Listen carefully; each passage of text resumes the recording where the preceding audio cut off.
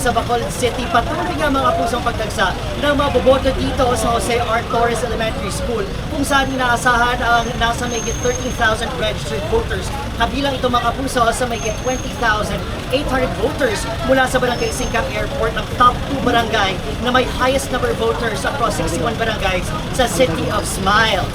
Dahil dagsa ang mga tao dito sa JR Torres Elementary School, nang hina at nahilo ang ilang mga botante dito sa JR Torres Elementary School sa Bacolod City dahil nga sa matinding init ng panahon. Kahit medyo umaga pa nagtungong ang ilan nating mga kapuso sa voting centers kanina, naging pahirapan naman ang pila.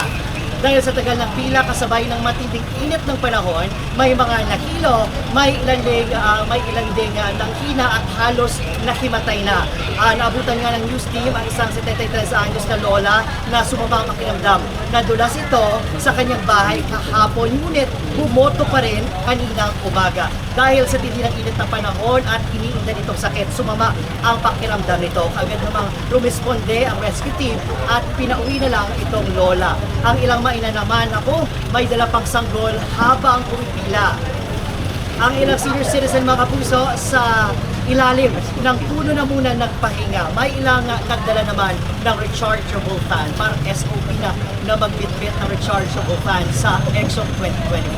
Mga puso, nananatili namang pahirapan ang paghahanap ng polling precincts ng mga botante dito sa Bacolod City. Mabuti na lang kaagapay natin o kaagapay ng mga botante ang mga volunteers, mga Gen Z volunteers natin. Wala naman sa PPCRV mga kapuso. Kakaunti lang rin ang namataan nating bumotong vulnerable sector sa early voting window na nagsimula naman kaninang 5 a.m. Payo ng COMELEC at payo ng PPCRV at syempre ng mga lideres dito sa election 2025 sa Bacolod City. Nako, kung boboto ngayong oras, magdala ng payong, magdala ng pamaypay, at magdala ng tubig na maiinom. Pia, Mel, mga kapuso, yan munang latest mula rito sa Barangay Singkang Airport. Mula rito sa Bacolod City, ako si Eden Prietos ng GMA Integrated News. Dapat totoo para sa eleksyon 2025.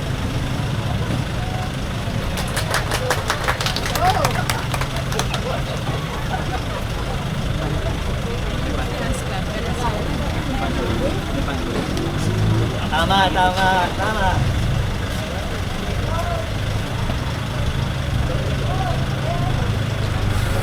Thank you po. Maraming Salamat.